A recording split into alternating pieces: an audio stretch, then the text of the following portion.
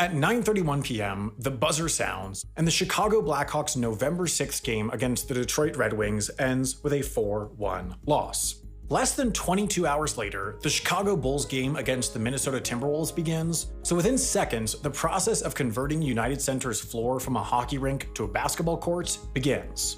First up is the broadcast crew, who quickly remove the remotely operated cameras mounted on the glass. Simultaneously, others roll up the rubber mats that cover the ground through the Zamboni tunnel so that ice crews and others on skates can walk around safely. Waiting behind them is the conversion crew. 50-odd people, some full-time United Center employees, but most part-timers that come in after their regular jobs. Much of the crew waits by with the glass carts, which roll through the Zamboni tunnel as soon as it's clear. These carts are color-coded. Red corresponds to the east glass, black for the west side, and white for the glass surrounding the benches in the center. Removing the glass is as simple as applying a suction cup, pulling upward, and grabbing the connector between each pane. The process moves fast. It takes just a few seconds per piece, and if anything, it's limited by how fast the crews can put the pieces away in the cart. While this occurs, cleaning crews move through the sections of seats on the two far ends of the rink. These areas will entirely transform over the coming hours, so their cleaning is prioritized over the rest of the arena so that work can begin. And they specifically start on the west side since they'll soon need a forklift, and the forklift can't currently access the rink. The slope on the Zamboni tunnel is too steep, so they need to remove the seats that are currently covering the corner tunnel. In addition to cleaning, others work on other small details to prep these seats for conversion, removing cabling, railings, and other small elements. Within just 25 minutes of the buzzer going off, as the final few fans are still in the arena, the last pieces of glass come down. Up until this point in the process, the crews have taken advantage of the coarse ice created through 20 minutes of third-period professional hockey to provide traction as they work, but with the next stage in the process involving covering the ice, it's now time for the Zamboni to come out and resurface it. After all, the ice is always there. From preseason through playoffs, no matter if there's a basketball game or a concert, courts, stages, whatever is always built on top of the ice, as unlike essentially every other element needed for any United Center event, laying down the ice is a time-consuming process involving days of careful layering and methodical placement of lines, logos, and advertisements. It's just not practical to lay down new ice for each game. And maintaining NHL quality ice is no easy feat, so as much as resurfacing the ice immediately is about prepping it for its next use, it's also about ensuring that it stays high quality even as an NBA game happens on top of it. As the Zamboni does its work, part of the crew gets a brief break, but others continue work on the seating. This is one of the more complex parts of the process, as the entire geometry of the playing area changes from hockey to basketball. An NBA court is less than half as long and almost half as wide as an NHL rink, meaning there's plenty more room for seating. In fact, all in all, 1,200 additional seats are installed during the conversion. The main difference is that seating extends closer to the playing surface, far past the hockey boards, but there are also other subtler differences. In rink mode, the Zamboni needs access, which requires having a large tunnel on one end. In addition, players' access changes between sports. With hockey, tunnels extend directly to the benches on one side of the arena, whereas in basketball there's access via tunnels on all four corners, both for players and for those sitting in courtside seats. So that's all to say. Essentially, the entire seating configuration near the floor changes between hockey and basketball. To achieve this in a matter of hours, the area's seating sits on telescopic platforms. The individual seats fold down flat, then section by section retract automatically. Once in their compact state, crews use a lifting platform to move them away from the wall. These essentially operate like a hovercraft, shooting air at the ground to reduce the effective weight of these massive seating sections so that workers can push them around with simply their own strength. This side, with seating extending further down, is for hockey, whereas the side closer to the wall is for basketball, as in the basketball configuration, the seating sections only go down as far as the top of the boards rather than the bottom of the boards to allow for more seating past the boards given the smaller court size. For now, the workers flip the seating sections around so that the basketball side now faces the rink. As the Zamboni finishes up, a few other assorted off-rink activities occur.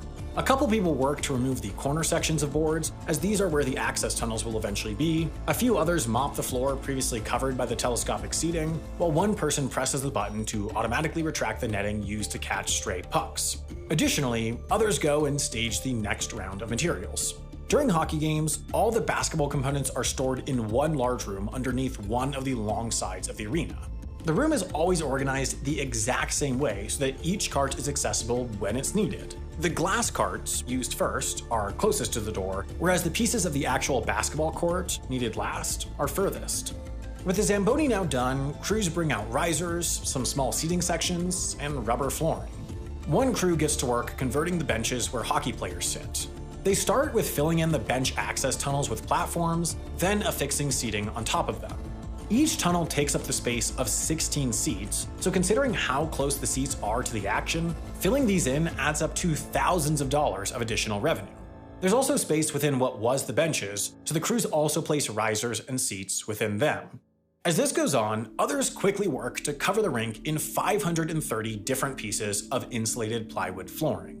Most of this is fairly straightforward, equally sized rectangles that fit together easily. Where it gets tricky is towards the corners. To account for the curve, each piece is cut for its precise spot, and therefore placing any of the 530 pieces incorrectly will throw off the whole process. The last piece is the trickiest. On this night, it refuses to easily slot in, requiring the crew to remove some pieces and rework the placement as the rest of the crew watches on, waiting to be able to get to the next step in the conversion. But once in, to lock the flooring in place, assuring it doesn't slip even a bit, small spacers are hammered in around the edges. Now, this point in the process is where the next steps sometimes diverge. While NHL hockey and NBA basketball represent the core of United Center's programming, the arena also hosts concerts, comedy shows, even the Democratic National Convention. Most comedy shows and certain concerts use United Center's in-house setup. Using these materials, they're able to set up a variety of simple configurations. Larger concerts from bigger acts, though, typically bring their own staging, so the United Center conversion crew gets the rink converted to this point, then the tour staff takes it from there. This can lead to some long nights. Not only do concerts last longer, but the loadout of the tour's equipment often takes 2 to 4 hours before the in-house crew can even start their conversion. And the timeline of when a rink conversion needs to be done by isn't the start of the next game. It's actually around 10 AM when the visiting team is allowed to use the ice for practice. So this leads to some long hours and late nights for the crew, especially when the schedule leads to back-to-back-to-back conversions. Things get even more complicated in playoff season, as there's often no knowing whether a rink or court is going to be needed for a game until the previous game finishes. And there are even some slight variations to the rink and court setups that they need to pay attention to. When an NHL game is broadcast nationally, for example, the broadcaster brings in additional cameras and also set up an additional broadcasting position rinkside, which is why this glass sits here on the glass cart on this particular night. It was taken out since it was a national broadcast night. But this November conversion was, at least relatively, simple. The rink to court transformation the crew is most used to. Next in the process is measuring. They use tapes and chalk to mark out where the corner of the court should go. Considering it's far smaller than the rink, getting its location right is important to ensure the geometry of the seating that will surround it works too. Then, the court comes out. Unlike the rest of the materials, the court itself is stored in a standalone, temperature-controlled room. After all, it's the most crucial, hardest to replace element of the basketball setup, and there's only one of them. Each piece is the same size, but it still must be assembled in an exact order due to the lines, logos, and advertisements painted on top, so they're each individually numbered. Part of the crew lays out each piece in roughly the right place, while others follow behind and deal with the precise placement, using a mallet to align the pieces as tightly as possible. And precision is key. Any slight misalignment with the first pieces will compound the further they go on. A gap between flooring pieces is unacceptable for NBA play, so if that happens, they'll have to go back and redo their work. While this goes on, work continues on the seating. Now rotated, the telescopic seating is extended out again, then these pieces of rubber are placed in between each section so that there's no gap.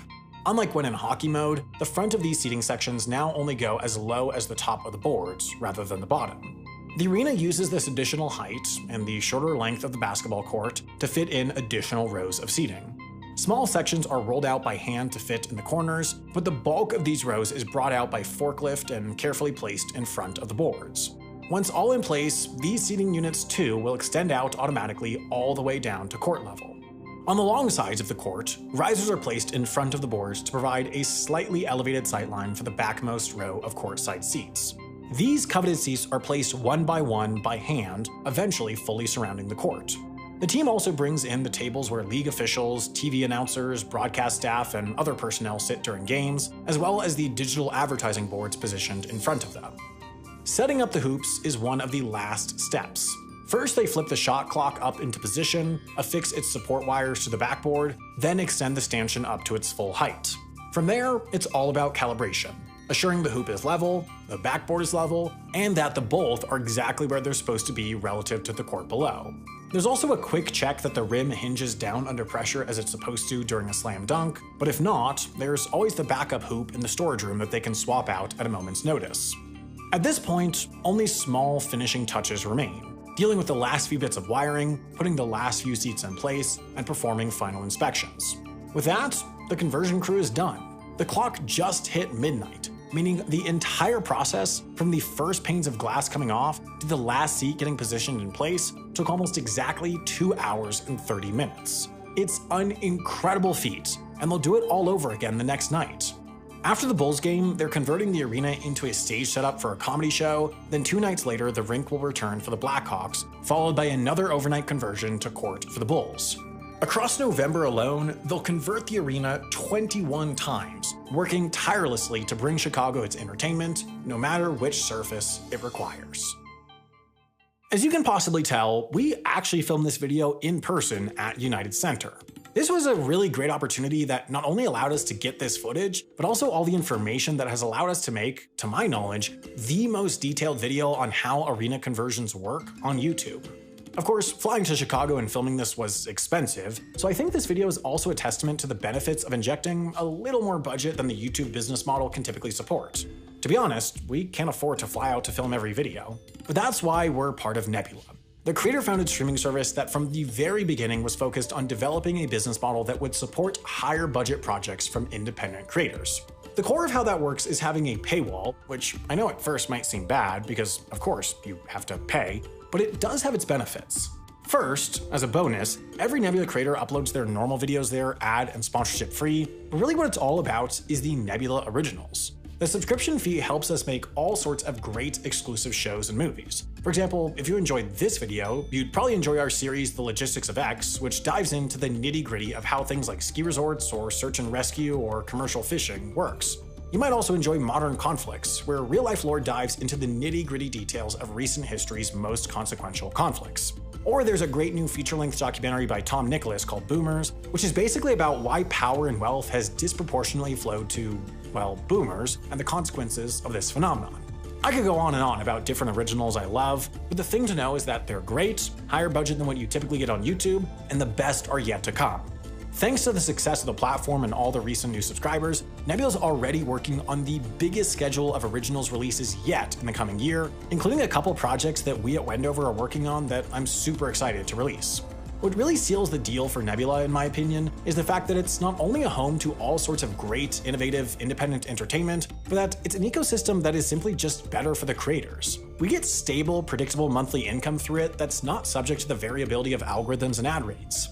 Tens upon tens of thousands of Wendover viewers have already signed up and are still subscribed, so if you want to see what it's all about and check out all these originals, head to nebula.tv/Wendover, and doing so will even get you 40% off an annual plan.